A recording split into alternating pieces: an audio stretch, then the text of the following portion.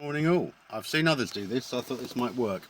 Today I've got to the job slightly early and I'm parked around the corner because yesterday I left at the usual time, and because of traffic build up I ended up being about 5 minutes late, which is never good. So I'm a minute round the corner from the job, which is better. That just means I sit here I said I'd be there for 8:30, so I've got about 10 minutes really before I need to leave from here. Painting today, but as some of you know, I have a little side business of carpet cleaning, which is always handy in quieter times. And lately, I've had a funny run of customers, so I thought I'd mention something about a red flag customer and what I'm going to do to deal with it and what happened. So, client rung up, carpet clean, nice and simple, really. Big old house in a small village. Client lived abroad and they were renting it out to people, and it stank of dog. So had a telephone conversation on WhatsApp with them and said, look, this is sort of fairly simple to sort out. Turned out the tenants had a golden retriever dog. The village is very sort of muddy and wet and lots of dog walks, so the dog has obviously just gone back, not been sort of dried off properly or whatever, and yeah, just been all over the house. So normally I would just simply say, well, yeah, clean it with a certain product called Fluorozole, etc., etc. Quite a couple of specialist chemicals needed, especially in a rental, because sometimes tenants will have cleaned it with a rug doctor and left a sticky residue. So gave a price of 350 over the phone. I knew it would take a day, so from everything they'd said.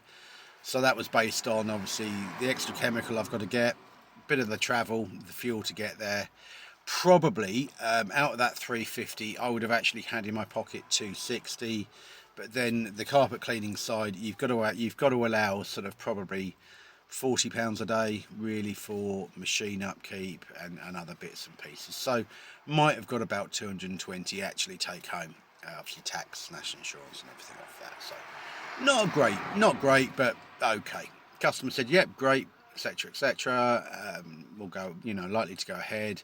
We've got people in doing other things, so we'll be there. It'll be sometime in the next couple of weeks. So yeah, no problem. Give me a call. Thought no more of it really. Yesterday, get a phone call from the husband. Now, bearing in mind, I've already sent the quote out. So at the end of that phone call, I'd also said I'll send the quote over by email, which I'd done. And sort of highlighted everything in there that I was going to do. Said it was going to be a wet, deep soil extraction, clean, the lot. So it's all sort of designed for, just get the job, do it, go home again. And I thought to myself, when I sent that, I thought, right, I'll probably ask for about a 30% deposit on that one, simply because I need to cover my costs. They live abroad. There is a small factor. Wasn't overly concerned on the basis of that phone call with the lady though. So yesterday I get a phone call from a guy. Says, oh, you've been speaking to my wife. Very, very, spoken a strange sort of whiny way, if any of you have ever come across one of those. And I sort of said, okay, yeah. And he said, oh, what system do you use? I said, well, the same as in the email. Oh, what guarantees do you offer? And I said, well, it's the same as I said to your wife. You can guarantee nothing, especially with carpet cleaning. But I said, on the plus point, I've done I do about 3 or 4 of those a year. Been doing so for about the last 20 years. So in actual fact, I've never had a problem with any of them or a callback. Hopefully that answers your question.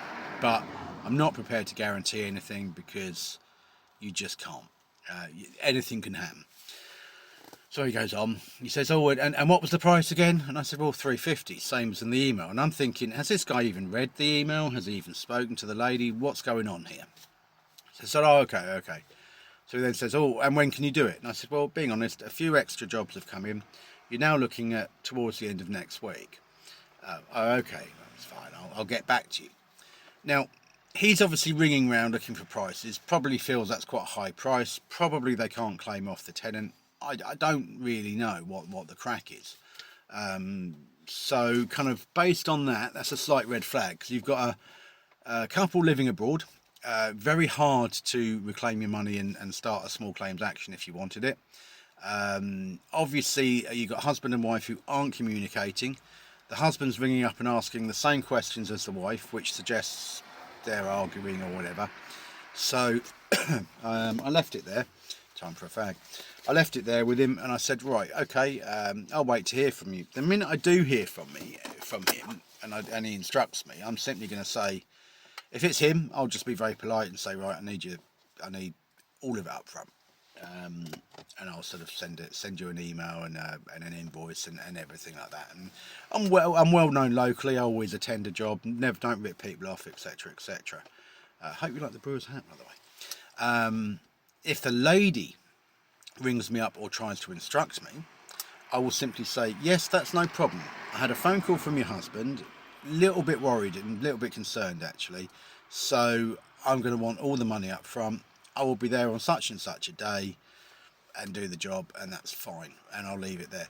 But that's a huge red flag when you've got customers, a husband and wife, who are talking to you and both asking you the same question, and they're not communicating with each other, and they're not reading, and one hasn't read the email. Walk away. I had one in Fram, I think I posted it on one of the forums, where my answer to them was that it's just too much drama and I'm pulling out, I'm not doing any more work for you. Basically because of that, because they don't communicate. So yeah, slight red flag. For me, not the fact that you know, don't want to make it difficult to hire me or anything like that, but obviously I want to get paid for what I do. I want to get it done.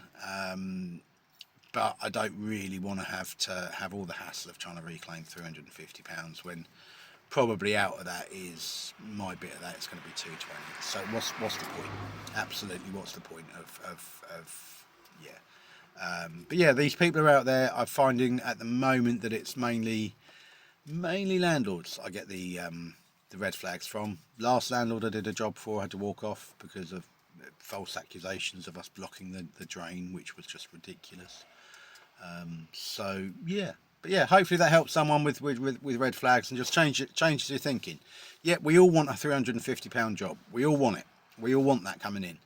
We don't want all the hassle. And when it starts getting like that, walk away very quickly, just because you'll end up not getting paid. Or one will say, oh, I didn't want this, I didn't want that. So just be careful.